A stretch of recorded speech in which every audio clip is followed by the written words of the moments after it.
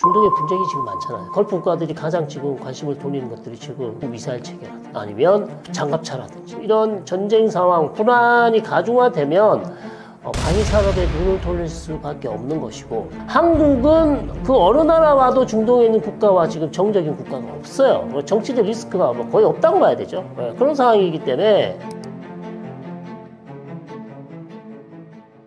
K2 전차와 K9 자주포를 관심 있어 하는 이유는 단순한 가격 경쟁력보다 공급 안정성과 전력화 속도에 더 무게를 두고 있는 걸까요? 저는 경쟁력도 가성비가 일단 중요하죠. 유럽의 어떤 다른 방산 제품보다 K2, K9 모두가 가성비가 뛰어난 건 너무나 매력적인 거고요. 그 다음에 공급 안정성도 중요하고, 특히 우리가 생산기일, 납품일자 이런 거 거의 어기는 법이 없습니다. 그래서 확실하게 계약 기간을 딱 맞춰서 특히 한국은 제조업 거의 세계 넘버원이지 않습니까? 우리만큼 제조업이 생산 못하는 게 없는 나라가 없기 때문에 그 부분은 우리의 최대 강점이고요. 저는 그것도 중요하지만 역시 제품이 사막지대에서 사용할 수 있는 제품이다. 더운 날씨를 견딜 수 있는 제품이다. 이런 것들도 상당히 중요하다. 그래서 그런 아주 좋지 않은 날씨, 너무 그렇게 더운 날씨에도 이런 제품들을 테스트를 해봤는데 잘 견뎠고 성능에 전혀 문제가 없기 때문에 사막에 있는 국가들이 우리 제품을 또 원하는 것이기 때문에 저는 이 모든 강점들을 다 가지고 있기 때문에 우리 제품이 당연히 또 나가는 거고, 거기에 또 더한 게 또 하나 더 있죠. 우리는 또 기술적인 도움을 또 주지 않습니까? 그런 것들이 저희 한국의 최대 강점이다. 저는 그렇게 봅니다. 중동 국가들이 타이곤 장갑차나 천궁2 미사일 체계에 관심을 보이는 것은 기술적 신뢰성 때문인가요? 아니면 정치적 리스크가 낮은 파트너십 때문인가요? 이번 역시도 방금 전에 설명드린 K2, K9과 마찬가지로 가성비 뛰어나고요, 성능 뛰어나고요. 그 다음에 저는 또 여기에 중요한 요인 중에 하나가 중동에 분쟁이 지금 많잖아요. 분쟁이 많은 상황에서 모든 국가들이 지금 너나 할 것 없이 앞다투어서 방공망 체계를 만들어야 된다. 특히 까타르 도하가 이스라엘의 공격을 받은 이후에 걸프 국가들은 상당히 충격이 빠져 있습니다. 왜냐하면 요즘 원달러 환율 장난 아닌 거 아시죠? 그래서 달러 버는 부업이 인기인데요. 막상 시작하려니 뭐부터 해야 할지 막막하시죠? 노트북 하나만 있으면 집에서도 월 50만 원 충분히 가능합니다. 이미 많은 수익을 낸 수강생들의 후기를 먼저 확인해보시고 애드센스판 무료 강의를 신청하세요. 자세한 내용은 고정 댓글을 확인해주세요. 도하나 까타르라는 국가는 비나토 국가지만 미국하고 거의 상호 방위 조약을 체결할 정도로 가까운 국가였단 말이에요. 이번에 체결했지만. 자, 이렇게 비나토 국가 중에서 아주 미국의 전략적인 국가고, 그 다음에 중동에서 가장 큰 공군기지가 있지 않습니까? 알우데이드에 공군기지가 있는 곳인데, 이런 미국하고 가까운 국가가 사실 방공망이 허술해서 이스라엘이 쏜 전투기에서 쏜 아마 탄도미사일이라고 그렇게 판단이 되는데, 그것을 레이더가 일단 탐지하지를 못했고 요격 자체를 못했잖아요. 자, 이것은 이제 카타르라는 국가만의 충격이 아니고요, 전체 걸프 국가가 다 충격을 받았어요. 그러면 카타르가 공격을 받으면 우리는 안전한가? 그렇게 반문하겠죠. 과연 이스라엘이라는 나라가 카타르도 공격하는데 UAE는 공격 안 한다는 보장이 있는가? 사우디는 어떤가? 그 다음에 바레인, 쿠웨이트 모두 다 지금 걱정을 하겠죠. 자, 그런 상황에서 그러면 일단 확실한 방공망을 하나는 가지고 있어야 된다. 레이더도 해야 되고 방공망도 해야 되겠죠. 자, 그런 측면에서 걸프 국가들이 가장 지금 관심을 돌리는 것들이 지금 천궁2 미사일 체계라든지 아니면 장갑차라든지 이런 것들이 결국 관심을 돌릴 수밖에 없는, 중동에서 계속 이런 전쟁 상황, 불안이 가중화되면 방위 산업에 눈을 돌릴 수밖에 없는 것이고, 또한 한국은 그 어느 나라와도 중동에 있는 국가와 지금 정적인 국가가 없어요. 정치적 리스크가 거의 없다고 봐야 되죠. 그런 상황이기 때문에 한국은 상당히 매력적인 방산 국가가 될 수밖에 없는 상황이다, 이렇게 보는 거죠. 사우디의 타이곤 시험 운용이 단순한 평가 과정인지 대규모 공동생산 협력으로 이어질 가능성이 있나요? 이거는 이제 지금 우리가 확정해서 말하기 어렵죠. 일단 사우디가 많이 사간 거는 맞는데 그렇게 많이 산 건지는 아직 모르겠어요. 시범적으로 20몇 대를 가져갔다는 얘기가 있는 것이고, 일단 실전에 배치했다는 얘기도 지금 보도가 나오고 있긴 한데, 저는 사우디에서 이거를 봤을 때 이게 정말 본인들한테, 즉 사우디에게 필요하다. 그리고 다른 어떤 전차와 비교해도 전혀 성능이 떨어지거나 다른 전차에 비교해도 결코 나쁘지 않은 옵션이라고 생각한다면 대규모 공동 생산으로 이어질 가능성이 상당히 높고, 말씀드린 것처럼 기존의 지금 걸프 국가들은 과거에는 기술 이전에 그렇게 관심이 없었어요. 그 물건만 사가면 된다고 생각했었습니다. 그러나 지금은 걸프 국가들은 그냥 단순히 무기 사서 그냥 쓰고 말자, 이게 아닙니다. 왜냐하면 본인들이 이미 방산업체를 유지를 하고 가지고 있습니다. 그래서 본인들이 직접 생산하기를 원해요. 그렇다면 기술 이전 플러스 한국은 어떻게 그렇게 방산업체를 잘 운영하고, 그 다음에 R&D는 어떻게 운영하고, 이런 것들을 전부 노하우를 알고 싶어 한단 말이죠. 그래서 그런 것들을 우리가 걸프 국가에게 노하우를 알려줄 수 있는 기회입니다. 이게 상당히 더 매력적이죠. 다만 이제 우리가 이거를 모든 기술을 다 줄 수는 없는 겁니다. 그렇기 때문에 일부 기술 이전을 해줄 수 있고, 합작으로 현지에서 생산하는 방향을 지금 걸프 국가들은 원하고 있어요. 왜냐하면 말씀드린 것처럼 방산업체를 키우기를 원하고요. 그 다음에 이런 방산업체를 돌릴 수 있는 훈련받은 업체를 돌릴 수 있는 기술자들을 양성하기를 원해요. 자, 그렇기 때문에 우리의 도움이 절실한 거죠. 그러니까 본인들이 직접 무기를 생산할 수 있는 공장을 돌릴 수 있는 수준까지 가고 싶은 거죠. 자, 그런 면에서 우리가 계속해서 이제 이런 국가들에게 도움을 줄 수 있는 그런 능력을 충분히 가지고 있습니다. 그래서 저는 한국과 사우디가 잘 협력을 잘 된다면 충분히 이어갈 수 있다고 보고요. 이번에 우리 대통령이 이제 다음 주에 중동을 가시지 않습니까? VIP가. 근데 그 기간에 MBS는 미국을 방문해요. 그래서 사우디는 사실 정상을 만나기는 어려울 것 같습니다. 그래서 다음 기회에 우리 VIP가 가든지 아니면 MBS가 한국을 오든지 했을 경우 이런 추가적인 이런 방산 협력이 이어질 것으로 기대하고 있습니다. K2 전차와 K9 자주포가 중동 한 국가에서 성공적으로 도입되면 주변국으로 연쇄 수출이 되는 건가요? 이거는 뭐 두말하면 잔소리죠. 왜냐하면 한 국가에서 이미 써보고 검증이 되잖아요. 그러면 다른 국가들 당연히 삽니다. 왜냐하면 테스트를 해볼 필요가 없잖아요. 이미 다른 옆 인근 국가에서 써봤는데 중국 거보다 유럽 거보다 중국보다는 비싸지고 유럽 거보다는 싼데 성능은 별 차이가 없더라. 그렇게 되면 그리고 그 더운 40도 50도에서 전혀 기능 차이가 없어. 이렇게 얘기하면 이미 우리가 홍보를 하지 않아도 입소문으로라도 이미 벌써 중동 국가들은 우리 제품을 사려고 하겠죠. 그래서 한 국가에 일단 수출로를 확보하면 주변 국가로 도미노 현상으로 이어질 가능성은 상당히 높다고 봅니다. K방산이 중동 국가를 상대할 때 제일 먼저 고려해야 할 사항은 무엇인가요? 중동 국가를 상대할 때 과거에는 물건만 팔면 된다고 생각했지만 이제는 그런 시대는 갔다고 제가 말씀드렸습니다. 그렇기 때문에 어느 정도의 기술 이전을 생각을 하셔야 되고요. 그 다음에 사업을 할 때 우리 기업체가 일단 들어가는 것도 중요하지만 우리 정부에게 도움을 좀 많이 요청하고요. 그 다음에 대통령이 가서 중요한 아주 메가급 엄청 큰 사업들은 VIP가 가서 그쪽에 있는 VIP와 협상을 하는 게 가장 효율적인 방법입니다. 그런 아주 큰 사업들 같은 경우 그렇게 해야 될 것 같고요. 그 다음에 저는 이제 너무 장밋빛만 말씀을 드렸는데 지금 언론에서 뭐 우리 방위산업 뭐 없어서 뭐 특히 중동에서 모두가 원한다.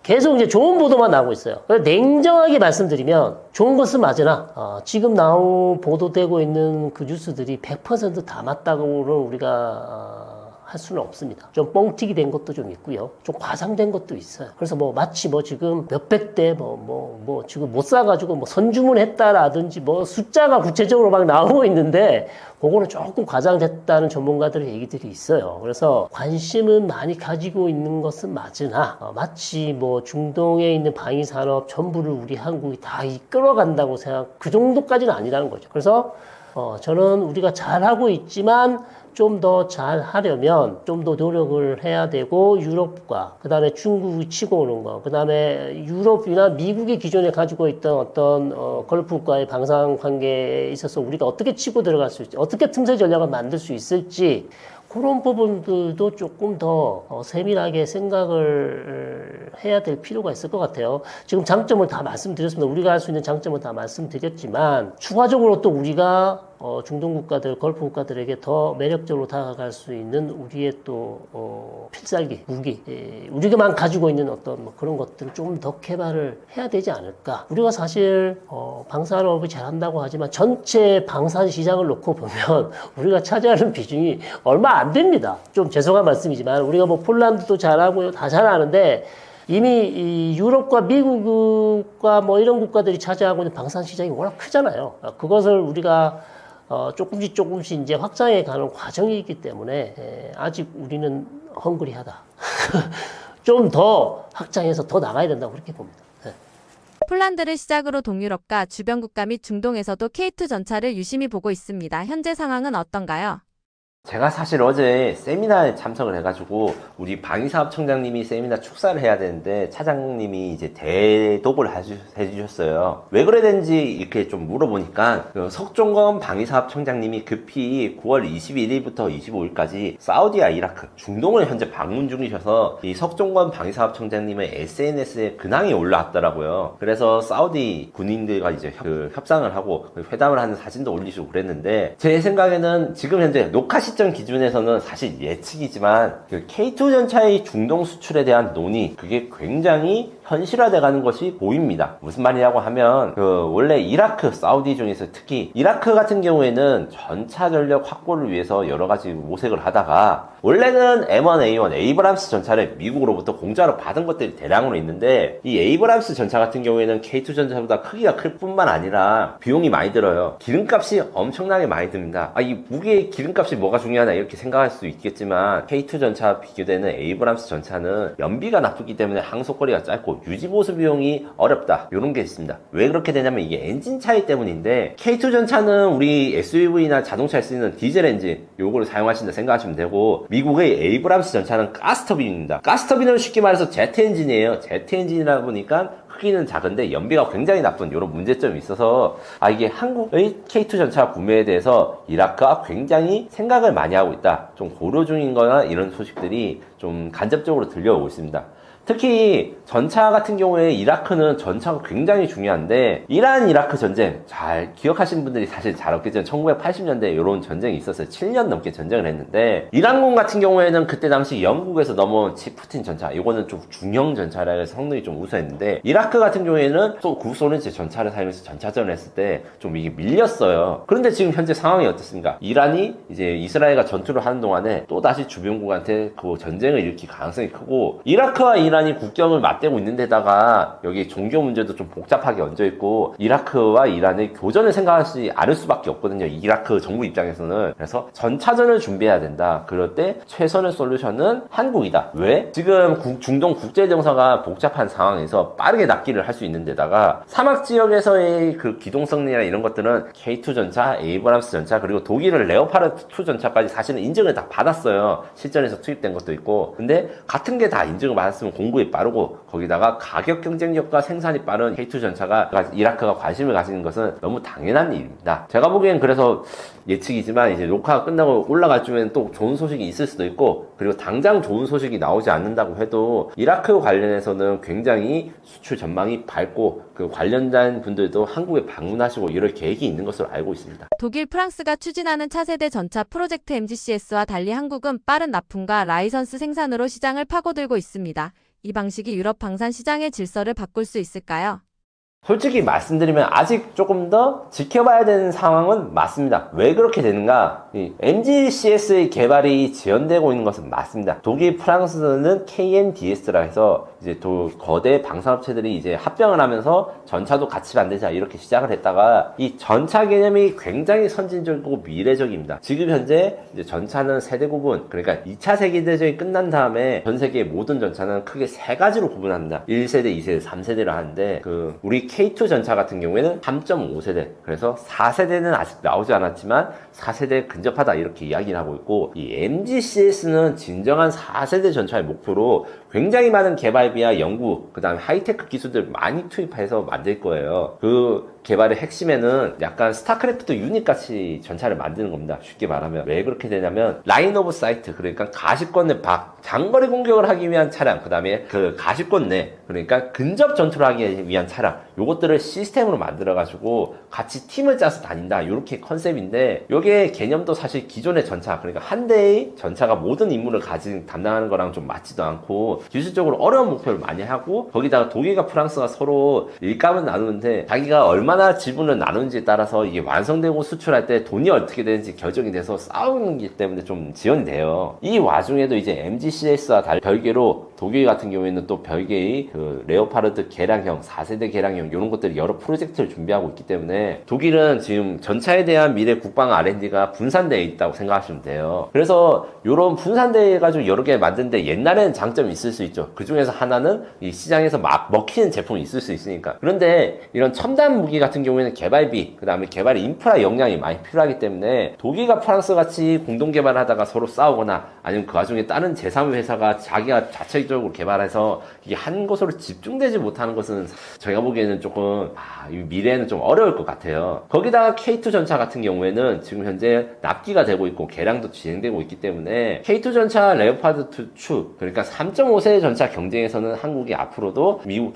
독일 대비해 상당한 우위를 가지고 있을 것이고, MGCS가 나오면 K2 전차가 구형이 되는 건 맞아요. 이 전차는 사실 좀 많이 발전적인 개념의 선진 전차이기 때문에 MGCS와 K2 전차는 사실 비교가 좀 어렵습니다. 대신에 우리는 K3 차기 전차에 대해서 이미 우리가 현대로템 국방과학기술연구소가 열심히 연구 중이라서 몇 년 내에 이게 시제차가 나올 거예요. MGCS와 K3의 가장 큰 차이점은 올인원 패키지냐 아니면 군사형 패키지냐, 요 차이입니다. MGCS는 전차가 요즘 날아가지고 이제 그 전차포로 이제 쏘고 전차랑 싸우는 것뿐만 아니라 고병도 지원해야 되고 원거리 공격도 해야 되고 대공 사격도 해야 되고 드론도 막아야 된다. 이런 것들을 잘 배분하기 위해서 전차의 역할을 두 대로 나눈 거예요. 그런데 K3의 경우에는 한 대, 그러니까 기본적으로 전차의 기본적인 전술, 전차는 이제 4대가 소대 한 대가 되는데, 소대장이나 아니면 차 4대 중에 3대 갖고 이제 파괴되면 나머지 3대가 그걸 분담할 수 있거든요. 그런데 대공전차라든가 아니면 근접전차 이렇게 역할이 분리되면, 걔가 하나 분리되면 전차의 전체적인 전차 소대의 전체적인 전투력이 아예 없어지거나 아예 능력이 없어지는 거예요. 왜 분산을 하는가 집중을 하는가, 요거에 대해서 약간 조금 복잡한 개념이지만, 쉽게 말해서 젓가락과 도시락을 한 통에 넣느냐 한 통에 넣느냐 요건데, 젓가락과 도시락을 다른 통에 넣으면 이제 도시락은 잃어버려도 젓가락이 살아있거나 젓가락이 살아있는데 도시락이 잃어버리면 그게 사실 쓸모가 없잖아요. 그게 MGCS의 컨셉입니다. 그래서 K3 같은 경우에는 대신에 조금 개발 쪽이 난이도가 있고 크기가 K2보다 약간 커지기 때문에 요거에 대해서 문제점이 있지만, 요거를 지금 해결하기 위해서 많이 연구 중이고, 요런 식의 방산 프로젝트가 한국과 비교했을 때는 독일은, 프랑스, 유럽은 아직은 좀 너무 목표는 높고, 그 다음에 그 목표를 달성한 과정에서 문제점이 많이 생겨서 개발이 지연된 게 많아요. 그래서 유럽 방산 시장의 질서를 우리가 완전히 들어본다 이렇게까지 말할 수 없더라도 그 유럽의 한계와 문제점을 우리가 잘 파고들어가지고 우리가 K2 전차 이외의 새로운 아이템, 그 다음에 독일, 프랑스 방산업체들은 외국과의 협업에 대해서 굉장히 열려있고, 제가 말씀드린 대로 합종 영역이 강하거든요. 이 MGCS 외에도 다른 회사들은 또 K2 전차를 만들거나 아니면 하나나 현대로템이나 협력 개발, 공동 개발을 하고 싶어 하는 업체들도 있습니다. 이런 데랑 협력을 하면 유럽 방산 시장의 질서는 정말 한국과 뗄래야 뗄 수 없는 관계로 발전될 수 있을 것이라 생각해요. 레오파드 절반의 가격으로 인도 시기도 절반 이상 빠른데, 이 밖에도 폴란드가 K2를 선택할 수밖에 없는 구조적 이유는 무엇인가요? 네, 말씀하신 대로 레오파르2는 사실 검증이 잘 된 전차고, 레오파르2는 아직 유튜브에서 제가 K2 전차가 훨씬 좋다고 계속 이야기는 하는데, 진짜 솔직하게 말씀드리면 저희 같이 이제 밀리터리 유튜브 한 게 우리나라만 있는 게 아니잖아요. 폴란드에선 사실 K2 전차 싫어하시는 분들이 유튜브로 하면서, 야, 폴란드는 K2 전차 사면 안 돼, 레오파르2를 사야 되는데 우리가 무슨 방산 비리가 있어 하면서 막 공격하신 분도 있어요. 저는 그런 분들 다 보는데, 이게 어떻게 된 것이냐면, 레오파드2 같은 경우에는 1980년대부터 2000대 이상이 생산되고 사용하는 국가가 15개국 이상이에요. 이러다 보니까 사용자에 대한 평가 이런 게 오래됐고 검증이 되지 않았느냐, 이 부분이 하나 있고, K2 전차 같은 경우에는 장갑이 약하다고 하는 이제 잘못된 선입견이 유럽에 퍼져 있는데, 요거는 레오파드2 같은 경우에는 만들 때 설계자들이 머리를 보고 머리를 또 써가지고, 요런 요렇게 포탑을 만들거나 차체를 만들면 적한테 이제 방어가 잘 되겠지 이렇게 생각한 것이고, K2 같은 경우에는 컴퓨터 시뮬레이션을 돌려서 어떤 모양으로 만들어야지 적의 공격에 가장 잘 견딜 수 있을 것이고 가볍게 만들면서도 방어력을 높일 수 있을 것인가에 대해서 고려를 한 전차거든요. 그래서 이런 것들에 대한 이해가 부족하면 사실 레오파르트2가 더 인기가 있을 수밖에 없고, 그리고 레오파르트2는 최신형이 A8입니다. 무슨 말이냐면 A1부터 시작해가지고 지금 8번째 버전이 공식적으로 있고, 이 외에도 파생형, 그러니까 개량이나 개조 키트가 굉장히 많아요. 자동차 살 때 우리가 커스텀으로 부품을 붙이거나 뭐 범퍼를 고쳐야거나 하잖아요. 전 세계에서 이런 커스텀 부품에 대해서 수요가 제일 많은 것도 사실 레오파르트2입니다. 요것 때문에 레오파르트2가 사실 아직도 인지도 면에서는 좀 앞서 나가고, 가격이 비싼데도 그래 주문이 오긴 있어요. 다만 아무리 주문이 인기가 있어도 이제 생산한 물량이 적으면 살 수가 없다. 노르웨이, 독일 등 선주문이 밀려 있는데, 이 선주문이 이제 7년에서 8년 정도 밀려 있기 때문에 어떤 사건이 벌어졌냐, 이탈리아가 원래는 자체적으로 전차를 만들었다가 4세대 전차는 돈이 없어서 수입하기로 결정해서 레오파르트2를 구매하기로 결정을 했어요. 근데 납기가 한 8년 걸린다는 거예요. 이탈리아가 그걸 참지 못하고 계약을 취소해버렸습니다. 그래서 선택한 대안이 무엇인가, 같은 독일의 라인메탈에서 만든 KF-51이라는 전차가 레오파르트2보다 납기를 빨리 해주겠다고 이탈리아한테 이제 좀 약간 꼬셔가지고 이제 이탈리아 레오파르트2 고객을 뺏었는데, 얘들도 사실 반쯤 거짓말한 거예요. 왜냐면 레오파르트2와 KF-51은 차체가 같은 형식입니다. 그렇기 때문에 생산 캐파가 약간 중복이 돼가지고 생산 라인이 새로 깔리기 전에는 레오파르트2와 경쟁이 어려운데, 이런 것 때문에 KF-51이나 이런 레오파르트2 독일산 전차랑 우리 KF-21이 가격, 그 다음에 인도 시기에 대해서 절대적인 우위가 있을 수 있고, 에이브람스 같은 경우에는 그래도 한 달에 12대 정도 생산하고, 그래서 생산 캐파가 레오파르트2보다 조금 더 있고, 그 다음에 미국의 FMF라는 제도, 그러니까 미국이 마음에 드는 동맹국한테 공짜로 전차를 줘요. 이집트가 여기에 대해서 좀 혜택을 받았는데, 이런 것들 때문에 생산이 많이 됐거든요. 다만 미국은 이게 정치적으로 무기 판매에 관련있기 때문에 대만 중심으로 지금 공급하고 있어서 신규 고객들이 나오지 않고 있는 상황입니다. 제가 얼마 전에 대만에 가가지고 방산 전시회 갔을 때 이 에이브람스 신형 전차를 이제 방산 전시회 제일 중요한 위치에 딱 얹어놓고 했는데, 에이브람스가 단점도 있지만 장점도 좋은 거기 때문에 무조건 K2 전차보다 못하다 이렇게 말할 수는 없지만, 유지보수 비용이 너무 비싸고 너무 무겁습니다. 이 전차가 못 지나다니는 다리가 굉장히 많아요. 다리가 많고 강이 많은 지역, 이런 데서는 사실 운용하기 좀 어렵습니다. 이런 거 관점에서 K2 바퀴를 선택할 수밖에 없는 구조적 이유는 명확합니다. 기본적으로 납기뿐만 아니라 가성비 문제. 폴란드 같은 경우에는 국방비를 대량으로 사용하기 때문에, 대량으로 필요하고 소수정예로 유지를 할 수가 없기 때문에 대량 생산할 때 전력이 얼마나 되는가, 그러니까 같은 돈으로 네오파르트 100대를 살 때 K2를 300대를 사는 게 중요한 거죠. 근데 이제 벨기에라든가 유럽의 작은 나라들은 그 나라를 유지할 수 있는 탱크가 한 몇십 대밖에 안 되니까 그 가격 경쟁이 사실 중요하지 않아서 이제 레오파르트2가 수출되는 거예요. 이런 것 때문에 폴란드와 K2를 선택할 수밖에 없고, 마지막으로 폴란드와 한국의 산업혁명이 굉장히 폴란드 입장에서는 중요합니다. 폴란드가 국산 전차를 만들려고 원래는 했어요. 1980년대 말부터 90년대 중반까지 이름이 별명이 고릴라라고 왔거든요. 그런 국산 탱크를 만들다가 기술력이 부족해서 실패를 했습니다.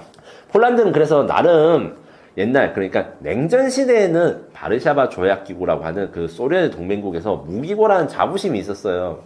그런데 이제 냉전 시대가 끝나고 기술력이 떨어지고 밀리니까 이게 좀 기분이 좀 상하거든요. 거기에 대해서 폴란드가 자체적인 방산 역량을 키울 수 있는 파트너를 고르는 과정에서 우리가 잘 이게 협업을 했고, 폴란드와 K2PL이라고 하는 폴란드형 K2 전차 현지 생산하면서 이 기술을 올리게 되면 한국과 경쟁을 한 게 아니라 한국과 팀이 돼가지고 유럽 시장으로 공략하게 되는 것이죠. 그런 이유들 때문에 폴란드가 K2를 선택할 수밖에 없었습니다. K2 전차는 혹한 환경부터 무더운 환경까지 어디든 우수한 성능을 보여주고 있습니다. 혹한과 혹서를 동시에 극복하는 전차가 흔하지 않은 건가요? 요것은 사실 국뽕을 빼고 솔직하게 말씀드리면, 우리 경쟁자들 같은 경우에는 레오파르트2 같은 경우에는 노르웨이, 에서부터 노르웨이에서부터 카타르까지 운용을 하고 있습니다. 그리고 에이브람스 전차 유럽 지방에서 배치되어 있고 이라크전에서 쓰였죠. 그래서 전차 같은 경우에는 원래라면 일반적으로라면 혹한부터 혹서까지 그러니까 영하 20도부터 40도 이상까지 견뎌야 되는 게 전차의 사실 상식이었습니다. 그런데 이렇게 하지 못하는 나라들이 있죠. 어디냐? 러시아입니다. 러시아 무기들 우수하다. 러시아 무기 방산 잘 된다. 우크라이나 전쟁 전까지만 해도 러시아 탱크 굉장히 잘 팔렸거든요. 그런데 러시아 같은 경우에는 자신들 그러니까 혹한 환경만 많이 신경을 써서 중동이라든가 더운 지방에 러시아 탱크가 수출됐을 때 평가가 굉장히 안 좋았어요. 이런 것들 때문에 사실 혹한과 혹서를 잘 견디는 전차가 기본 원래는 이제 사실 상식 같은 거였는데 러시아는 싼 만큼 이렇게 문제가 있었기 때문에 이제 해외 고객들이 웬만하면 이제 다 견딜 수 있겠지 이렇게 생각하다가 러시아 탱크를 겪은 고객들은 불신이 생긴 거예요.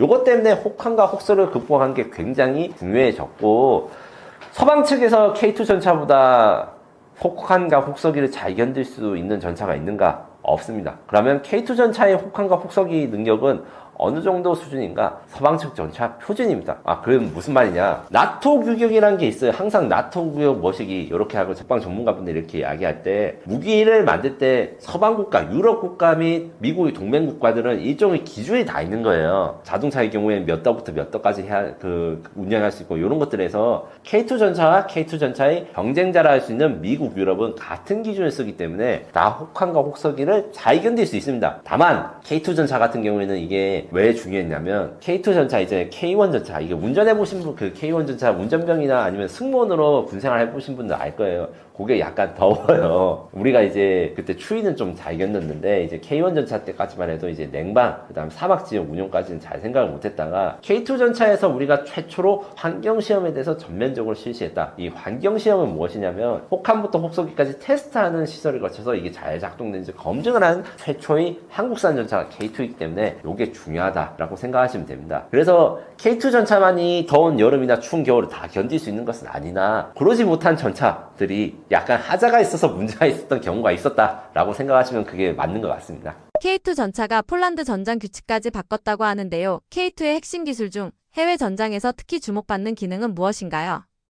네, 요거 같은 경우에는 이제 운영하신 분들은 저보다 더 잘 알겠지만 저도 이제 운영하신 분들한테 장단점이나 이런 것들을 많이 공부했을 때 몇 가지 말씀드릴 수 있는 게 있습니다. 이게 기본적으로 이동식 사격 능력이 전 세계 최고 수준입니다. 이동간 사격 능력은 사실 전차 게임을 해보신 분들은 막 움직이면서 포 쏘는 거 해보셨으니까 그걸 좀 아실 거예요. 옛날에 그러니까 2차 세계대전 이전까지만 해도 전차가 이동하면서 포를 쏘는 거는 그냥 포탄을 낭비하는 거였습니다. 그러다가 그 포를 안정화 그러니까 자이로 같은 게 들어가가지고 짐벌처럼 막 흔들려도 이게 진동을 줄여주고 이런 안정기라는 장비가 들어가고 그 다음에 차체라는 이런 기술력이 들어가면서 점점 움직이면서 표적을 얼마나 잘 맞출 수 있는가 이게 중요해졌는데 한국은 사실 이게 자주 쓰진 못하는데 폴란드 같은 경우는 평원 지역이기 때문에 러시아랑 만약에 대규모 전차전을 했을 때 이 K2 전차가 기동을 하면서 이동간 사격을 하는 게 생존성이 크게 영향을 미치고 레오파르트 2 전차 그 다음에 에이브람스 전차, 폴란드가 운용 중인 다른 전차들도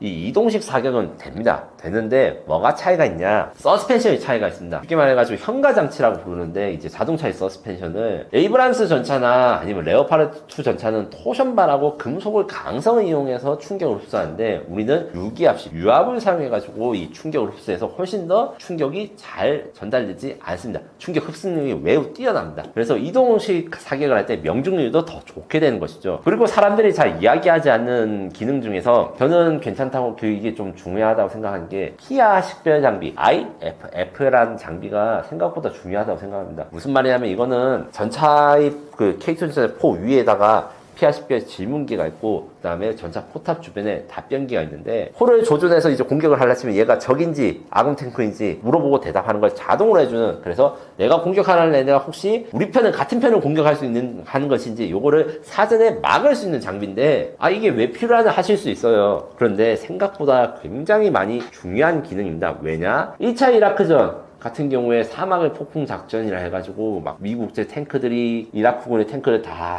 파괴하고 막 그래서 일방적으로 승리를 했다는데 피하 식별을 잘못해서 같은 편 탱크들을 사격하고 이런 것들이 굉장히 많았어요. 전차가 기동을 하다 보면 이제 앞에 나가는 전차도 있고 뒤에 있는 전차도 있고 막 맞붙여가지고 섞여 있으면 이게 적인지 아군인지 헷갈린단 말이에요. 물론 적전차랑 아군 전차랑 생긴 게 다르지만 이게 사실 전차 조준경으로 보거나 3km, 5km 밖에서 보면 이게 잘 안 보일 수 있어요. 그렇게 되면 아군 피해가 생각보다 많이 일어나거든요. 이런 식으로 실전적인 장비로 해서 우리 아군의 피해를 줄일 수 있는 장비가 피하 식별 장비, 그리고 ATR이라는 기술이 들어갑니다. 이것은 우리가 대공 자주포에 들어간 기술을 활용해가지고 전차에도 들어가는데 쉽게 말해서 낙원이 됩니다. 낙원이 된다는 것은 뭐냐? 저걸 이렇게 조준해가지고 이게 저기다가 찍으면 저기 움직여도 이 조준선이 유지되면서 자동으로 추적하기 때문에 명중률이 높아진다. 요 같은 경우에는 최신형 경쟁 전차들은 있어요. 근데 지금 현재 극히 대부분의 전차, 그러니까 레오파르드 2라든가 에이브람스 같은 경우에는 정말 업그레이드 된 버전 수십 기에서 수백 기 정도만 이 기능이 적용되고 수천 대나 되는 구형 레오파르드 2나 에이브람스 이 기능이 없습니다. 요 같은 경우에도 K2 전차가 이제 아주 우수한 기능을 가지고 있고, 마지막으로 사람들이 잘 모르는 기능, 요것은 소프트 킬이라고 한다. 소프트 킬을 반대말 하드 킬인데, 그래서 적이 공격으로 왔을 때 적 요격탄을 발사해가지고 파괴하는 것을 하드 킬이라고 K2에 폴란드 수출형 전차에 장착될 거예요. 근데 지금 현재 K2 GF, 그러니까 지금 폴란드군이 운용 중인 전차, 그 다음에 한국 육군이 운용 중인 전차는 소프트 킬 기능인데 이게 굉장히 생각보다 중요합니다. 저기 미사일을 쏘기 위해서 막 미사일이 날아오거나 아니면 레이저로 전차를 조준하면 그게 자동으로 K2 전차의 그 지휘관한테 알려지고 자동 대응이 됩니다. 저기 오는 방향이나 미사일 쏘는 방향으로 연막탄이 발사되면 그 대전차 미사일이 그 표적을 탐지하지 못하고 딴 데로 가거나 전차포를 조준해도 이게 정확하게 조준이 안 돼요. 요 성능이나 기능이 굉장히 그 효과가 좋습니다. 특히 요거 같은 경우에는 서방 측, 그러니까 에이브람스 전차라든가 레오파르드 전차가 전혀 가지고 있지 않은 기능이라서 굉장히 의미가 깊고, 요거를 잘 활용해가지고 전차 장갑이나 두께는 레오파르드나 에이브람스가 더 두꺼울 수 있지만 사실상 생존성, 그러니까 실제 전투에서 얼마나 잘 적의 공격을 피할 수 있는가, 요 능력은 K2 전차가 세계 최고인 게 확실합니다. 천무 다연장 로켓 시스템의 가장 큰 특징은 재장전을 해야 되잖아요. 한번 쫙 쏘고 나면 일순간에 확 쏜다든지 아니면 빵빵빵 쏘면 금방 소모되잖아요, 탄약이. 그러면은 재장전해야 되는데, 기존의 구령 시스템은 쏘고 나면은 사람들이 다 이렇게 들고서 한 발씩 넣어야 되는. 그러니까 한반도에 어떤 좁은 전장에서 신속하게 뭐 재장전을 바로 한 번에 해서 또 쏴야 되는데, 6.25 전쟁 때 그 산악 중심으로 이제 포병전을 할 때 이제 그런 문제가 있었죠. M36 그 자주 대전차법까지 이렇게 기동하는 그것까지 끌어다 쓸 정도로 산에 올라가서 끌고 올라가서, 그래서 활약전이었는데 시간도 중요한 거죠. 집중도도 중요하고. 근데 거기에는 이제 구령이 이제 150여 문을 이제 생산해서 배치해서 하다 보니까 결국 인력이 다 동원돼서 재장전하는데 시간이 많이 걸린다. 그러다가 이제 먼저 당한다. 그 사이에. 그래서 그 문제가 됐기 때문에 그 다음에 들어온 게 이제 미국제 MLRS가 들어왔는데, 그거는 이제 한 번에 이제 기중기 상에서 한 번 이렇게 들어서 그냥 자체 크레인으로 자체 탄약 그렇게 세터화된 거를 이렇게 들어서 갖다 꽂는 형식으로 내리고 교체하는, 좀 더 빠르죠. 그런 부분은 이제 주시를 하다가 1999년 이후로 이제 방산업체들이 주시하다가 우리가 저 시스템을 궤도형이 아닌 트럭형에다 하면은 저렴하면서 다량으로 배치할 수 있다. 가격이 상대적으로 한국화 시키는 거니까 미국제 MLRS를 어떤 그 탄 자체 규격도 동일하게 하고 다종다양한, 더욱이 이제 특징이 MLS의 미사일 탄도탄 300km 미만의 탄도탄을 이제 대체적으로 쏘지 않습니까? 근데 그것을 이제 탄도탄이라고 얘기 안 하는데, 그게 이제 에이테킴스라고 하죠. 별도의 이름으로 이제 붙여가지고 미사일이 아닌 것처럼 얘기하는데, 그건 이제 단거리 탄도탄입니다. 그리고 더 나아가서 이제 그게 뭐 걸프전 이래로 사용해 보니까 사거리가 짧다, 한계가 있다. 그렇게 동북아에서 이제 가지고 다니면서 이게 탄도탄을 운용을 해야 되는데, 그래서 나온 게 이제 하이마스예요. 트럭이 이제 C130 일반 전술 수송기에 탑재도 되고, 그래서 이제 그 포드화된 그거를 이제 로켓탄을 장전하고, 그다음에 에이테킴스라는 이제 단거리 탄도탄을 이제 개발해서 배치했는데, 사거리가 짧아서 500km까지 지금 490km 하는데 사실상 500km 넘는 거고, 그게 이제 신형 에이테킴스라고 할 수 있는, 뭐 이름이 뭐 PRSS 프리즘이라고 해요. 근데 그게 이제 배치 단계에 들어가서 이제 양산 배치가 들어가 있고, 그걸 그냥 계속 우린 본 거죠. 옛날에 에이테킴스 시스템을 보고 또 이제 벤치마킹해서 하이마스다 이것도 다 보면서 이걸 혼합한 게 천무입니다. 그리고 이제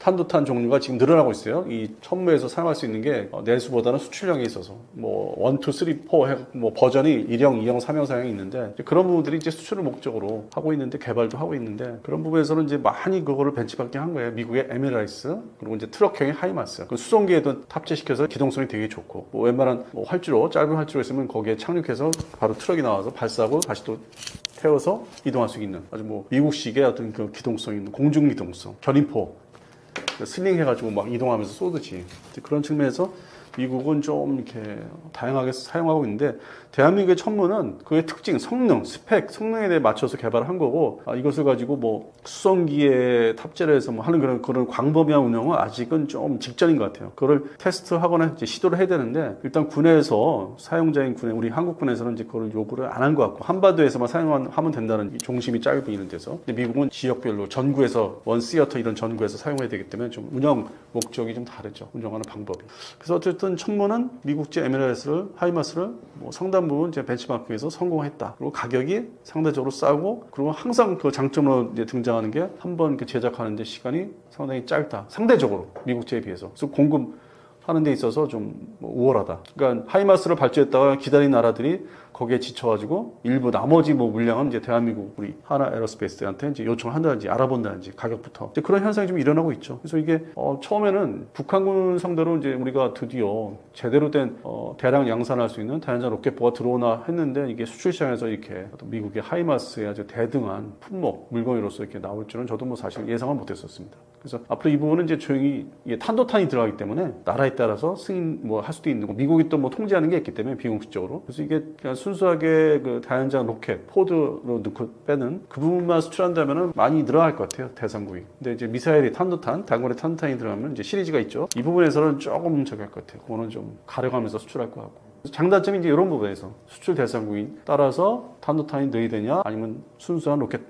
단위로만 가야 되냐. 이제 그 부분이 협상하는 데 있어서 뭐 여러 가지 조건이 따르기 때문에 그런 부분은 이제 자세히 좀 들여다봐야 되죠. 무조건 어느 대상국과 협상하고 있다 이제 이거는 아닌 것 같고 그들은 종국의 결국 결과적으로 단거리 탄도탄을 또 원하니까 한국형. 그래서 그런 측면에서는 좀 K9 자주포에 비해서는 좀 이렇게 단조로운 수출은 아니다. 좀 더 준전략적인 그 지역의 작은 나라의 크기에 따라서 어떤 지형과 지형 지물 그다음에 그들이 처해져 있는 전술 상황에 따라서는 이게 천무는 준 전략 무기가 될 수 있기 때문에 이번에 뭐 이스라엘 뭐 이란 그 전쟁에서 많이 보여주고 또 러우 전쟁에서 탄도탄을 섞어 쏘잖아요. 드러나고. 그래서 그런 부분에서는 좀 민감한 무기에 들어가고 있다. 그래서 하여튼 자주포가 제일 팔기가 쉽고 앞으로도 그럴 것 같은데 근데 이것도 뭐 판매하는 시기가 2030년도 이전에 다 팔아치워야 되지 그 이후로 가면 또 다른 무기 체계로 대체될 수 있기 때문에 좀 더 신형으로 그래서 뭐 좀 다 장단점이 있네요. 이렇게 뭐 말씀드리다 보니까 각자의 장단점이 있습니다. 최근에 이제 뭐 조그만 방산 전시회에서 천무 3.0이라고 해서 보드판 이렇게 벽에 붙여놓은 이제 그 개념도 형식으로 이제 공개가 됐는데 이게 지금 문제가 자폭들은 개념 다 좋습니다. 그리고 이제 얼마든지 할 수 있고 뭐 이건 단기간에 기술 개발이 되는데 당장 그 전에 우리 그 한국군 특히 뭐 해병대 중심으로 뭐 육군도 당연히 이제 먼저 얘기를 했지만 원하지만은 무기라가 먼저 무기냐를 이제 어떻게 할 것인지 이게 점점 병력이 줄어들다 보니까 포병의 전력 병력에 대한 문제도 있고 그래서 이거는 이제 그 다음 자폭드론 개발을 해서 이게 또 탄약 회사 풍산이라든지 아니면 다른 뭐 지금 하나 자체도 뭐 탄약 뭐 같이 하지만은 이런 문제가 있어요. 또 같이 협업을 해야 되는 개발도 해야 되고 뭐 국가 예산 국방 예산에 별도로 R&D가 이제 지불이 돼야 되고 발제를 하면은 바로 이제 2026년도 예산에 넣을 수 있는 거지. 27년도인지 28년도인지 이렇게 단기간적으로 개발의 그 지원이 국가 지원이 합의를 하는 건지 아니면은 개념도로 저렇게 러우 전쟁에서 이런 그 현상이 일어나니까 우리가 효율적으로 뭐 전쟁의 그 주도권을 갖기 위해서는 이제 자폭 드론을 이렇게 넣어가지고 사용하면 되겠다. 얼마든지 시연을 할 수 있죠. 그림으로 보일 수 있는 거는 그리고 우리 매니아 사회에서는 이제 이런 거에 이제 환호하고 이제 또 새로운 뉴스라고 할 수 있는데 그 전에 주어진 과제는 무인화입니다. 이 무인화 운영을 이제 하거나 함상에서 상륙하면서 이제 이 다연장 로켓포를 쏠 경우 어떤 시스템으로 개조를 해야 되는지. 그래서 지금 앞에 있는 숙제들을 다 동시에 할 건지 아니면 단계적으로 이제 해서 넘어갈 건지 이게 다 결국에는 2030년대 초반에 실용화를 할 수 있는 거지. 그래서 그런 부분에서는 저는 이거는 그냥 뭐 작은 그 전시회용에 끊임없이 나오는 그 특정 그 개발 회사 하나 에어로스페이스를 할 수 있겠죠. 그런 측면에서는 유망한데 시간이 이것도 아무래도 많이 걸리겠다. 왜냐면은 그동안에 코로나 나기 전에도 2016, 17, 18년도 이렇게 다니다 보면은 지금의 그 천무에서 발사하는 그 단거리 탄도탄들 1형, 2형, 뭐 3형, 복잡해요. 뭐 그게 또 우리 군에서 뭐 KT, SSM, 그러니까 뭐 혼종이 돼 있어요. 그 일일이 다 분리하기가 쉽지가 않은 그런 측면에서 이게 지금 뭐 10년 가까이 얘기돼서 실전 배치는 이제 기껏해야 지상 발사, 고정 발사는 KT, SSM 1형 이제 양산 배치되고 있기 때문에 개념 발표는 뭐 충분히 그림 보셨으면은 충분히 뭐 좋겠다 하는데 실전 배치, 실용화, 수출 시장에 나가기까지 시간이 앞으로 걸릴 것 같습니다. 그래서 좀 더 지켜봐야 됩니다. 이거는 탄약이 또 이 다연장 로켓포 이 탄약이 로켓탄이 비싸요. 상대적으로 일반 포탄보다. 그래서 이게 뭐 무한적으로 쟁여놓고서 비축해놓고서 사용할 수 있는 무기 그 체계도 아니고 결정적인 순간에 사용하기 위해서 이제 나온 건데 이게 이제 잘못 알려진 게 2차 대전 때 소위 카츄샤 로켓포 러시아 소련제. 우리는 이제 그걸 이제 그대로 베낀 게 이제 기존의 구룡 다연장 로켓포였는데 앞서 말씀드린 대로 구룡은 또 이제 재장전의 문제가 가장 기본적인 문제가 지금 사격이 바로바로 안 되는 거. 탄이 또 비싼 거. 그런 문제가 남아있죠. 단점으로. 그래서 이 무인화도 탄 자체가 가격이 쌀 것 같지는 않아요. 뭐 채공하면서 일반 그 포탄, 채공하면서 뭐 감시하는 포탄도 있고 뭐 여러 가지 포탄 종류가 풍산 같은 데서 개발을 했는데 아직도 채택이 안 된 지가 벌써 뭐 10년 다 되고 있는데요. 뭐. 그다음에 지능탄 같은 것도 이번에 예산에서 빠졌다 오는 지능탄 깔아놓으면 뭐 전차 내려오는 걸 뭐 지연시킬 수 있고 여러 가지 있는데 그런 첨단 탄 자체가 아직도 실용화가 한국군 내에서도 안 되는 게 많기 때문에 예산 문제도 있고 그다음에 그 개발이 완성도가 어느 정도에 측정하는 것도 좀 문제가 따르고 있었고 그래서 이거는 이제 차세대 개념으로 이게 있으면은 우리가 우크라이나 전쟁, 러우 전쟁처럼 우리가 아주 대응력이 좋아지겠다는 그 개념은 좋죠. 근데 이거는 뭐 자꾸 이렇게 전시회 때 그 물건을 개념대로 계속 갖고 나오는지 자랑을 하는지를 또 지켜봐야 돼요. 그래서 저는 이번에 그렇게 크게 생각을 이건 안 하고 있습니다. 뭐 화살표 막 이렇게 해가지고 뭐 복잡하게 이거 가지고 이 플랫폼 가지고 여러 가지를 할 수 있다. 뭐 상당히 복잡하게 보이더라고요. 근데 실용성 문제는 지금 두 번째다 이거죠. 그 다음에 또 과제, 실용성 문제는 어떻게 또 해결할 건지. 그래서 어떤 전시, 뭐 여름에 특정 전시회에서 뭐 나타나는 것이다 정도 저는 그렇게 좀 낮게 보고 있습니다. 이제 하나 에어로스페이스에서 수출하는 천무가 이게 비공식화된 게, 그러니까 수출 실적이 비공식화되는 지역이 바로 중동 지역이에요. 그러니까 한때 아랍에미리트가 이거를 밝히지 마라. 그래갖고 이제 비공개하다가 또 지들은 페이스북에다가 예전에 그 사진을 슬그머니 뭐 올린다든지 교육받고 있는 거지. 그렇게 해서 이제 비공식적으로 이제 흘리는 거죠. 그래서 수출이 된 거를 이제 알 수 있었고.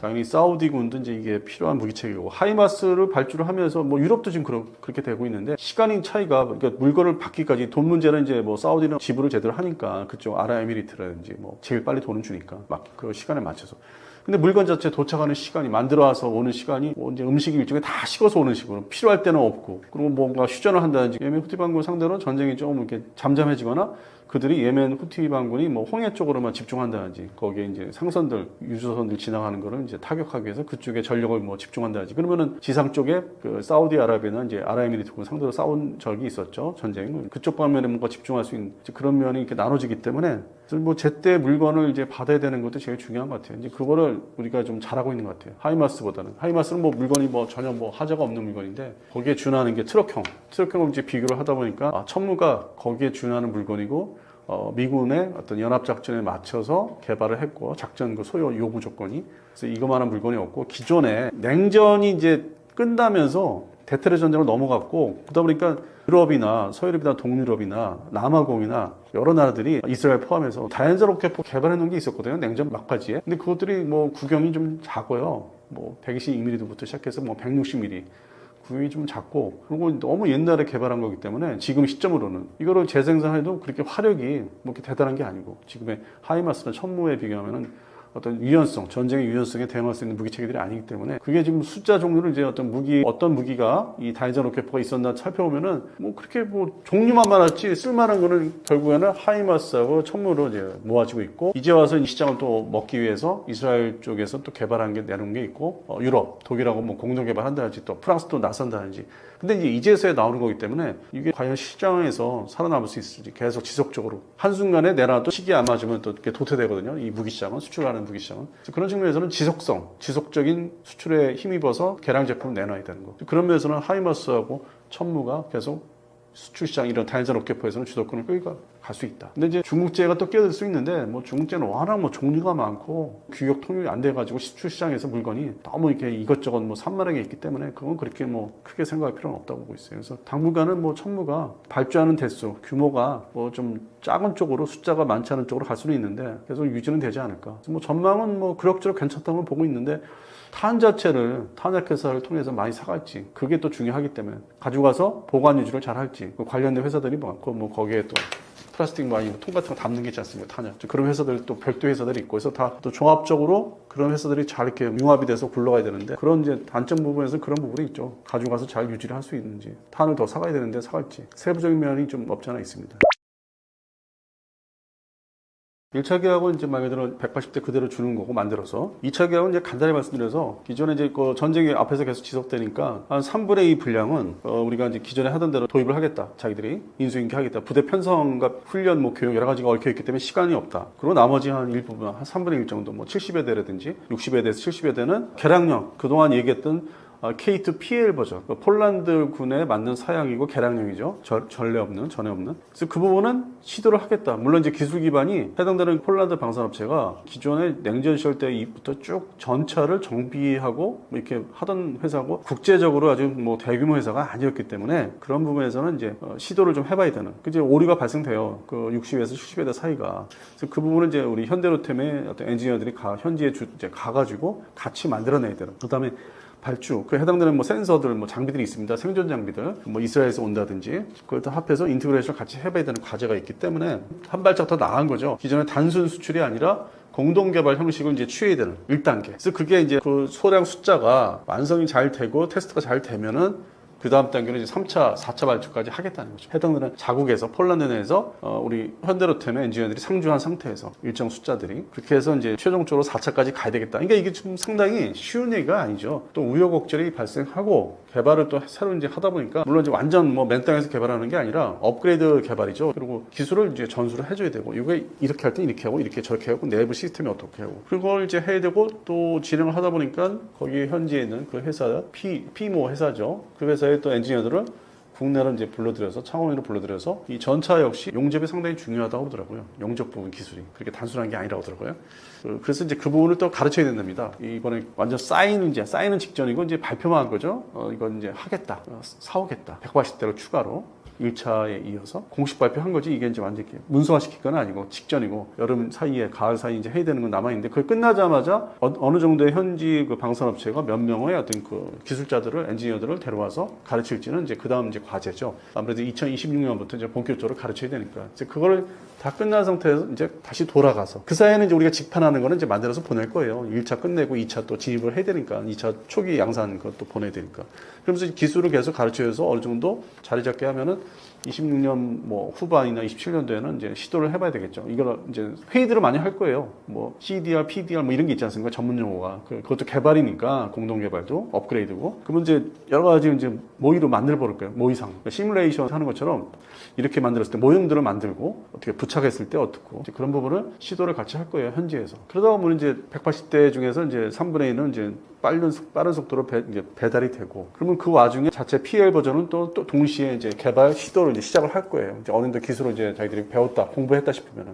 그래서 차후에 이제 27년도 시도를 한다든지 시작을 한다든지. 그러면 이제 그게 우리가 잘 해주면 현대로템에서 잘 해주면은 잘 받아가고 기술을. 그러면 3차 양산은 이제 본격 논의가 되는 거죠. 그래서 이게 지금 텀을 보니까 2022년도 하반기까지 1차 계약 끝난 이래로 한 대략 3년 걸린 거죠. 23, 24, 25. 그러니까 지금부터 또 한 4년을 잡아야 되죠. 3년에서 4년. 그러면 3차 계약이 좀 나중이죠. 그 전에 소위 약 9조에 달하는 이제 그 금액. 그게 유입되면서 현대로템은 이제 회사가 원활히 돌아갈 수 있고. 그러면 이제 그거 어느 정도 다 돈을 이제 쓰고 뭐 비축하고 돈을 하다 보면은 또 3차 계약에 이제 뭐 또 목숨을 또 걸어야 되고. 감나무에서 감 떨어지게 기다려야 되는데 영업도 하겠지만은 재촉을 하고. 그럼 이제 그 다음 또 3차로 이어지고. 그럼 나머지 물량 4차에서는 아마 이제 정세가 또 어떻게 될지 모르니까 줄어들 가능성도 있어요. 항상 이게 뭐 대량 양산이라는 게 1, 2, 3차를 보면은 맨 끝머리가 좀 줄어들긴 하더라고요. 그러면 이제 문제는 4차 양산이 이제 줄어든 상태에서 사업이 이제 어떤 프로젝트가 끝나면은 양국 간에. 그리고 이제 폴란드 방산업체 뭐에서는 밑에 그 주변국에 동유럽의 주변국에 자기들이 개량한 버전을 또 현지에 맞게 또 추가 개량해서 판매를 하려고 시도를 할 거고 그러면 이제 우리가 현대로템에서 가져가는 돈은 지금하고 비교하면 상당히 좀 줄어들죠 이익이 가면 갈수록 그리고 우리는 K3 전차로 넘어간다 하는데 사실 K3 전차가 개발이 완성이 돼도 지금의 전차 시대가 또 아니다 보니까 대량 발전은 어려울 것 같아요. 그래서 처음에 제가 이제 말씀드린 게 이 전투기는 앞으로 시장성은 계속 유지를 하는데 전차 분야는 큰 대목 지금 폴란드 장사가 끝나면은 곡선이 올라가다가 2030년부터 이렇게 내려가는 하락하는 그런 부분이 걱정이 돼요. 이 전차에 대한 거는. 근데 뭐 향후 5년 남아있는데 뭔 걱정이나 할 수 있는데 5년은 금방 지나갑니다. 시간. 물건 금방 만들어요. 금방 그 전달하고 배달하고. 그래서 그 다음이 이게 공군에 우리 카이에 KF-10은 이제 미래가 다 이렇게 있는데 유무복합도 준비하고 있고 전자전기도 준비하고 있고. 근데 전차는 아니라고. 업그레이드죠 그냥. 센서. 드론에 방어하는 거, 그다음에 대전차 미사일 이런 것들. 자기 살아남는 그 개발이지 이게 공격 수단에 있어서의 뭐 화력이 발전되는 건 아니기 때문에. 그래서 이 차원이 달라요. 개인적으로는 2차 계약이 됐다고 해서 뭐 만족한다 그건 아니고 그 다음에 이제 고민 걱정이 되고 저도 뭐 개인적으로 업무를 하면서 방사업체들 다 잘 돼야만 저도 이렇게 또 이런 활동을 할 수 있는 거기 때문에 그런 측면에서는 오히려 전차 수출은 지금 더 좀 보수적으로 지금 이렇게 보고 있습니다. 이게 사실 K2 전차가 파워팩 문제가 있었기 때문에 80% 이상이 국산 전차고요. 나머지는 다 독자 개발한 게 맞고요. 다 응용을 해서 유럽제 전차의 특징들이나 장점들, 그다음에 러시아 전차의 장점들을 다 뜯어보면서 아니면 현지에서 기술을 이제 뭐 사온 것도 있을 테고 응용도 많이 했고 전차포 같은 경우 그대로 뭐 베낀다 하더라도 아주 뭐 완성도가 높게 베낀 거예요. 현대 유아에서. 그래서 그런 부분이 이제 다 잘 했는데 이게 다른 나라하고 이 전차 분야가 반대로 다른 나라하고 공동 개발을 하는 거 시도하는 거 이번이 처음이죠. 폴란드가. 그 전에 K1 전차라는 게 뭐 미국에서 온 거기 때문에 K1이나 K1A1 물론 이제 뭐 주포 다 면허 생산도 하고 했기 때문에 엄밀히 말해서는 고도화된 면허 생산 차체를 제외하고 포탑이 미국에서 왔어요. 이게 M1 전차, 에이브람스 전차의 회사에 자기들 이제 공식화된 인터넷 잘 뒤지면 나옵니다. 그 장부가 있습니다. 몇 대를 어느 기간에 생산해서 미국군에 납품하고 뭐 이게 다 있어요. 또 공개된 자료에. 끝에 가서 K1 전차가 나와요. 이게 그 부분이 이제 인터넷상에 돌아다녀도 관심 안 가지고는 그냥 K1 전차 국산이네 이렇게 하는데 아니에요. 이것도 일종의 공동 개발. 미국이 설계해 준 거니까. M1 에이브람스 전차를 좀 다운그레이드라는 게 성능이 아니라 축소를 하니까 이렇게 좀 포탑 낮추고 한반도 지역에 맞게 뭐 유기압 뭐 현수라든지 근데 포는 영국제 원래 L7A1을 이제 미국화 시킨 거 M68이라 하는 거 그다음에 또 K1A1도 전차포를 120mm 업근하기 위해서 최초의 독일제 그 120mm 포가 이제 미국으로 또 거쳐서 다시 또 재면허 생산한 거 그러다 보니까 여러 가지로 지금 내놓을 수도 없고 또 미국의 수출 통제가 있었고 뭐 90년대 그래서 공동 개발을 뭐 시도할 배경도 없었고 그냥 하다못해 말레이시아 수출을 시도했던 게 그 근본적인 계약서 잘못된 게 있다고 이제 발표가 된 적이 있었죠, 기사로. 그래서 이 K2가 이번에 우리 국내 내수, 육군 내 배치하는 것도 뭐 파워팩 때문에 이제 시끄럽다고 이제 수출이 터진 건데. 그래서 이번에 의미하는 게 이제 이거를 시작해서 기술을 넘기고, 물론 이제 알타이 전차가 있는데, 그거는 이제 핵심 요소를 가져와서 재조립한 거지, 우리가 그 공동개발 참여한 건 아니고, 자기들 입맛에 좀 변조를 한 거죠, 변경을. 근데 핵심 컴포넌트, 핵심 내부 시스템은 또 뭐 사가는 게 그대로 사가야 되고, 어떻게 보면 간접적으로 통제가 되는 면이 없잖아요, 있고. 그래서 그것도 뭐 공동개발은 아니고, 하나의 면허 생산 일종의 준 형식이죠. 자기들 이제 독자 입맛에 맞게 개량한 거고. 그리고 이제 K2 PL이 본격적으로 이제 공동개발 비슷하게 되고 있는 거고. 그리고 이제 그 문제 때문에 3년을 서로 심사숙고 특히 폴란드에서 심사숙고했던 거고 자기들의 그 기존에 냉전 끝난 다음에 탈냉전한 다음에 기존에 그 정비하는 전차 정비하는 기술마저도 중간에 사라지고 유실된 거죠. 기술자들이 떠나고 하니까 그런 측면에서 그걸 재건하기 위해서 그 시간을 끈 거 없잖아요, 있죠. 그래서 시간을 끌다가 저희들이 부족한 부분이 어떤 것인지 다 파악이 된 상태에서 우리한테 요구하고 우리는 들어준 거고, 그리고 나머지도 이제 같이 현지에서 공동 개발을 이제 계속 진행을 해야 되고. 그래서 이번이 사실상 국산 전체의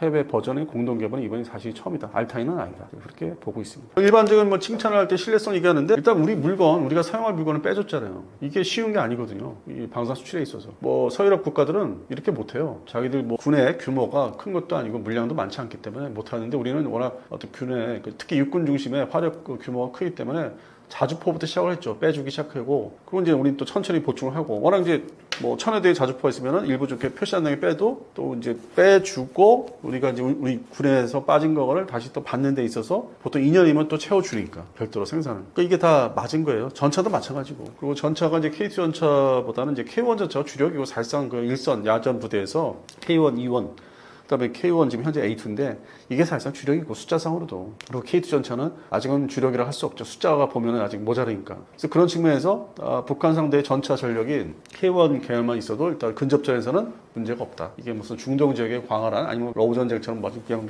드넓은 데서 그 사거리가 나와야 되고 이런 게 아니고 중동이나 그쪽에 동유럽의 그런 지형 상황이 아니기 때문에 그래서 그나마 K1 시리즈 가지고 버틸 수 있다. 전쟁 초기에. 그래서 이런 이제 어떤 전술상, 성능상의 어떤 좀 이점이 있기 때문에 물론 이제 우리도 K1 전차 맞으면 또 격파돼요. 뭐 사람 무조건 뭐 이렇게 문제가 없는 건 아닌데 먼저 쏘면 되니까 정확한 사격 통제 장치를 잘 활용해서 그래서 그런 게 이제 배경 담보가 되기 때문에 K2 전차를 중간에 파워팩이 있어도 버틴 거고 또 일정 부분 현재까지는 이제 주한미군의 한중이라고 하지만은 또 에이브럼스 전차가 외관, 칠곡 외관에 또 비축이 돼 있고 연합태세는 어느 정도 유지가 되고 있었고 앞으로는 이제 모르겠지만은 그래서 그런 측면에서 문제가 없었고 하여튼 뭐 이런 거를 많이 이제 외국에서는 장점으로 보는 거죠. 쟤네는 자기들 쓸 물건도 사용 물건도 일정 부분은 요청하면은 급하다고 하면 빼주는구나. 이게 돈 문제가 아니다. 이거죠. 이 신뢰성. 그러니까 신뢰성이 그냥 신뢰성이 아니라 장비 신뢰성이 아니라 물건까지 빼주는 선례는 없다. 그리고 방산 제품이 워낙 좋다. 고장나도 바로 달려와서 고쳐주는 자세. 이거는 이제 소위 백인 중심의 서유럽이나 미국 업체에서는 이제 얻을 수 없는 대한민국의 아주 장점이죠. 전 세계 방산 업체들이나 나라가 있는데 신생 국가가 상당히 열심히 하고 기술의 신뢰성과 같은 그 사람들 인력들의 순수성이 좋다는 게 이제 뭐 여러 차례 확인이 되고 있기 때문에 그래서 아직까지는 이제 그게 상당히 좀 장점으로 이제 자리 잡고 있는 거죠. 이게 지금 또 엎치락뒤치락 하는 이제 언론들의 기사들을 보면은 이제 해외발, 혼합된 기사들을 이제 좀 저도 이제 면밀히 보거든요. 솔직히 최신 소식은 뭐 영어로 된 것도 봐야 되고 현지 뭐 언어로 된 것도 뭐 이렇게 다 번역해 돌려서 봐야 되고 그러다 보니까 얻는 게 2차 계약은 사인을 앞두고 있다고는 이제 표현을 해요. 근데 확정은 됐는데 근데 이제 우려되는 게 이게 지금 돈 문제가 이제 생기는 거예요. 폴란드가 이렇게 무기를 한국의 K방산 무기뿐만 아니라 미국제 엄청 발전했는데 뭐 시대에 뒤떨어지는 아파치 가디언까지 뭐 전투기 F-35 여러 가지 미사일 쪽도 그렇고 어마무시하게 발전했는데 이걸 다 어떻게 감당을 하겠느냐. 그래서 그런 면에서 걱정이 나오고 있고 근데 이게 돈 얘기를 왜 하냐면은 폴란드가 저런 얘기가 이제 나오는데 우리가 앞으로 또 진출을 또 팔아야 되는 지역이 중동 국가들이죠. 뭐 이집트가 또 있고 기다리고 있고 사우디도 있고 근데 이들 역시 우선시하는 이제 무기 대상이 있는데 특히 당장 우리가 기대를 하고 있는 게 이제 이집트예요. 이집트는 이제 FAOC 문제도 있고 그런 이제 물론 이제 J10 뭐 중국제 전투기 얘기하는데 그건 또 클래스 다른 또 대체를 해야 되는 게 있기 때문에 우리가 못 파는 게 아닙니다. 그리고 이제 이집트 육군에 그 전차 현대화 과제가 있어요. 워낙 이렇게 이집트의 그 지도로 그 코뿔소를 뒤집어놓은 것 같은 이렇게 이 북아프리카의 그러니까 아프리카의 북아프리카 지역이죠. 이게 자르지 않듯이 이렇게 땅을 잘랐어요. 근데 이쪽에는 리비아 문제가 있고 밑에 그 수단 뭐 에티오피아 하여튼 온갖 막 문제되는 아프리카 그 나라들 밑에 다 있잖아요. 근데 땅은 이렇게 자루짓게 해서 잘랐고 근데 또 이쪽에는 시나이 반도 이스라엘과 완충지대. 그러면 이게 뭔 얘기냐면 이렇게 어마무시한 거의 사막화된 땅을 주변에 엄청난 그 가지고 이렇게 자리 잡고 있는데 자기들이 주변 환경이 그럼 드론만 날려서 자폭 드론만 날려서 그게 침투하는 소위 그 지금 알 수 없는 이제 앞으로 이제 미래 가까운 미래에도 그 게릴라들 리비아 쪽에 반군들 넘어올 수 있거든요. 수단 쪽에서도 뭐 수단 밑에 복잡하잖아요. 남수단 뭐 이디오피아, 에티트리아 뭐 이렇게 해가 엄청 그 복잡한 나라에 소말리아 가지고 그런 잠재적인 위협이 있기 때문에 평상시에 전쟁을 하는 목적이 아니더라도 감시를 위해서는 기동화된 화력, 기동 화력, 격파가 될지언정 근데 뭐 다 한꺼번에 일게 되다가 한순간에 격파되는 게 아니니까 전투가 일어나면 그래서 일단 일정 부분의 어떤 희생을 이제 이집트군이 이제 감수를 하더라도 초기 대응은 전차가 이제 할 수밖에 없는 특수한 상황이죠. 또 그쪽은 나름대로 그 사막지대 비슷하게 다 있기 때문에 근데 전차가 이제 어느덧 냉전이 이제 끝나면서 유럽 주둔 미군이 전차를 뭐 상당 부분 비축했던 거는 이제 방출하는데 그게 이제 M60, A1, A3, 그다음에 A3 TTS라는 이제 그 패턴의 마지막 패턴 전차. 그거를 이제 중동 지역에 걸프전 끝나자마자 어마무시하게 방출해서 줘요. 그러면 이제 그거는 90년대 얘기예요. 그러면 이게 어느 정도 군사력이 미국이 군사 원조를 해서 많이 방출하고 원조를 해주다 보니까 그 당시에는 이게 아주 건실한 군사력이 됐는데 그로부터 30년이 흘렀잖아요. 그리고 M60 시리즈가 이게 또 손을 봐야 되고 이제 옛날 시스템이기 때문에 후속 군수 지원도 원활하게 되지도 않고 가면 갈수록 이제 고장나는 것도 늘어나고 그럼 결국에 이제 신형 전차로 요즘 전차를 대체를 해야 되는데 과거에 이제 이집트의 전통적인 이제 친러 뭐 이제 그런 거 생각하면 러시아 전차가 만만할 것 같은데 그 시절은 다 지나고 78년 캠프 데이비드 협정으로 인해서 러시아하고 이제 멀어지면서 거리 두고 아주 뭐 손절한 건 아닌데 마치 뭐 73년도 4차 중동전 때 같은 그런 상황은 절대 이제 없고 그러니까 전차 조달이 사실 러시아를 통해서 이제 어렵다는 거죠. 러우 전쟁도 지금 뭐 진행되고 있고 그럼 현실적으로 유럽 다들 아시다시피 전차 뭐 비싸고 조달도 잘 안 되고 선정을 해봤자 그때가 중국제 중국제 전차? 그것도 그렇게 뭐 대량 생산해서 뭐 해외 수출하는 것 같지는 않고 경전차는 있지만 나이지리아가 채택가 그러니까 찔끔찔끔 나오는 그러다 보니까 이게 대량 생산 체제에 뭐 돈만 주면은 가져올 수 있고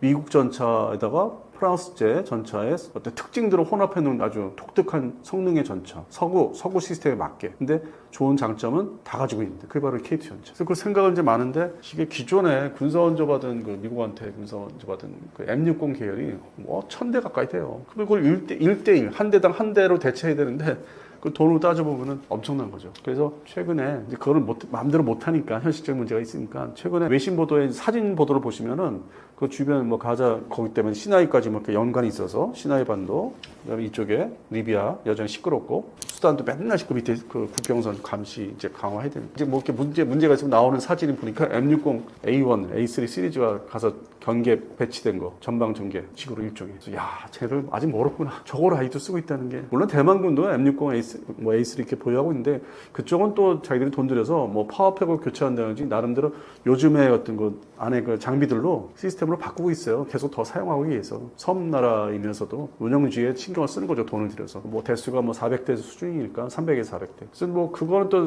차원이 다른 거예요 대만군의 M60 A1 A3 문제하고 또 다른 거고 그래서 이집트가 생각은 많은데 우리는 어떻게 저걸 접근하는지 돈 문제가 결국 나오니까 미국의 FMF 자금이라는 게 이제 이집트하고 이스라엘만 이제 적용됐다고 기사가 됐지 않습니까? 근데 이스라엘한테는 뭐 좋은 무기 팔면서 이제 뭐 군수 지원도 하는 거고 이집트한테는 후속 군수 지원 중심이에요. 무기를 새로 그 돈을 줄 테니까 뭐 미국제 무기를 새로 사라 이게 아니라 후속 군수 지원. 부품을 정비 유지 쪽에 돈을 이제 군사원조를 해주는 거죠. 자기들이 미국에 있는 부품을 이제 제대로 이제 배달을 해서 갈아 끼워서 유지를 하게끔 그 전차를.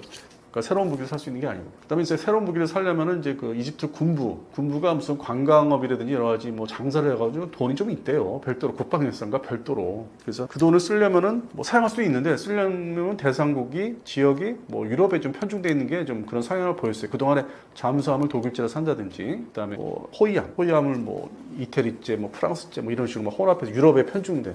자기들 뭐 리베이트 문제도 있는 것 같기도 하고. 그런 측면에서는 전차나 F-50을 어떻게 지금 해법을 가져가야 되는지 자주포는 진입을 했는데 또 다른 이제 영업과제 뭐 양국 간의 뭐 협의해서 틈새를 찾아야 되고 또 미국도 이제 개입을 하면 F-50 같은 거는 이제 미국제 엔진이니까 그거를 군사 원조 프로그램에 FMF 자금에 포함시켜서 미국이 그 돈을 지불해서 그거를 우리 카이 공장에 가져와서 조립할 수 있게 되는 뭐 그런 어떤 좀 변형된 군사 원조를 해줄 수 있는 건지 뭐 그런 문제가 좀 있다고 좀 보고 있어요. 여러 가지 미국과 좀 협의도 해야 되고 전차 부분은 우리가 독자적으로 또 수출에 또 어떤 협의도 해야 되는 거고 그래서 중동 시장이 쉽지가 않아요. 대체해야 되고 사가야 되는 그 물건 시장은 분명히 존재하는데 그들이 또 나라별로 사우디는 또 자기들이 사고자 하는 그 우선순위가 또 다르고 전차는 또 아니더라고 밀려났고 그리고 전투기하고 뭐 대공미사일, 지동미사일 이런 데 더 우선순위를 두고 있고 최근에는 이제 후티 반군 때문에 예멘 그 홍해 문제 때문에 함정의 현대화 그리고 이제 잠수함 도입. 그래서 사우디는 해공군에 또 우선순위를 돈 지불을 하는 게 지출하는 게. 근데 또 전차도 역시 사우디군도 교체를 해야 되는 이제 시기에 왔고 막바지 목까지 찼고. 근데 우리는 이제 그걸 노리고 있는데 나라별로 중동의 나라별로 이제 국방비 쓰는 게 우선순위가 다르기 때문에. 그 당분간은 폴란드에 매달릴 수밖에 없어요. 뭐 언론들이 좀 아쉬운 면들이 계속 나오는 게 아니 KT 전차 수출된 나라는 완전히 공식화된 거는 폴란드밖에 없는데 뭐 K 방산의 전차가 뭐 여기저기 또 뭐 입질들을 하고 있다. 지금 그렇게 된 것 같지도 않은데.